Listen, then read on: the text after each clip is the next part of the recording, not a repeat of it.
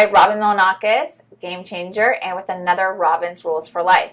And today I want to talk to you and ask you if you want to be a problem solver, which I like to call a solution-oriented person, or are you a problem creator?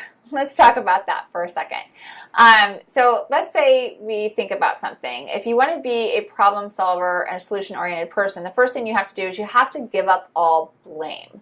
When we spend an hour thinking about blaming people, it's going to take you 10 hours to solve the problem. Or you could spend an hour coming up with a solution. I always say, one thing I always say with people when they look at something and they're making a decision, it's like, what's the upside? What's the downside? Can I live with the downside?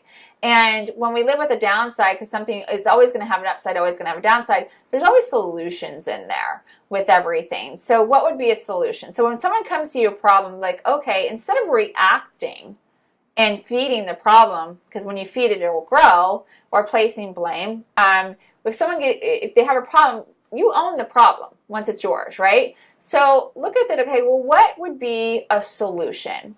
And if you just looked at every single thing in life and said, well, what would be a solution to this? And I'm going to give you a couple examples. I'm going to give you personal and business, because I always love to get to both. Let's say it's in a relationship or health. So let's do two personal first. Relationship. This isn't jiving. Okay, sit down, communicate. What would be a solution to how you are feeling? What would fix that?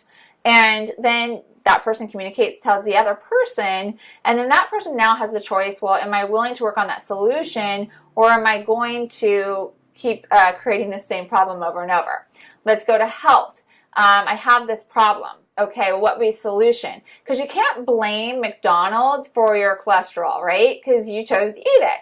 So let's say, okay, I have high cholesterol. Okay, well, what would be a solution to that? And then you go with your solutions. Now, business, someone brings you a problem.